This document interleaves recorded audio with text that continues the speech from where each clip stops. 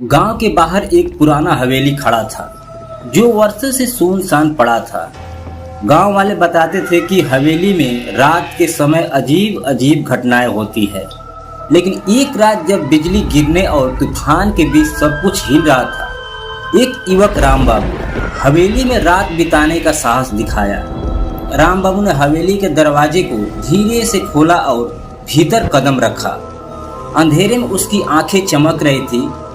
हवेली का पुराना लकड़ी का फर्श चटक रहा था और हवा में गंध अजीब सी थी। उसने एक पुराना टेबल लैंप जलाया और उसकी रोशनी से हवेली के हर कोने को देखा। एक कमरे में उसने एक पुराना पियानो देखा जो धूल से ढका हुआ था। राम बाबू ने पियानो को चढ़ाते हुए उसकी चाबी दबाई। अचानक हवेली के अंदर से एक गहरी और भयानक ध्वनि सुनाई दी। वह आवाज सिहरन पैदा करने वाली थी। राम बाबू ने इधर उधर देखा लेकिन वहां कोई नहीं था। उसकी सांसें तेज हो गई और उसने पियानो को बंद किया।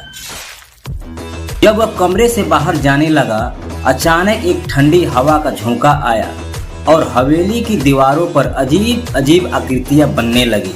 राम बाबू ने देखा कि एक महिला का चेहरा दीवार पर उभरा था, जिसकी आंखें चमक रही और उसकी होठ पर एक खौफनाक मुस्कान थी। राम बाबू डर के मारे कांपने लगा और उसने हवेली से बाहर निकलने का प्रयास किया, लेकिन दरवाजा अजीब तरह से बंद हो गया था।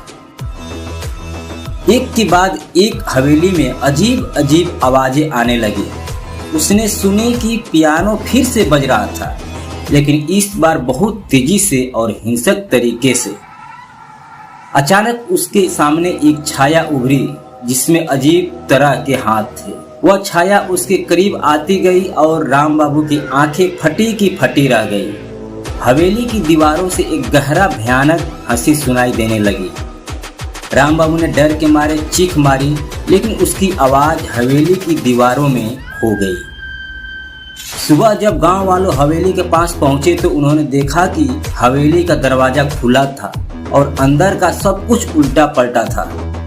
राम बाबू का कोई पता नहीं चला, बस हवेली के भीतर एक सन्नाटा था और पियानो की चाबियां हल्के से बज रही थी। आज भी लोग कहते हैं कि हवेली में रात के समय अजीब आवाजें आती है और राम बाबू की चीखें हवेली की दीवारों में गूंजती रहती है।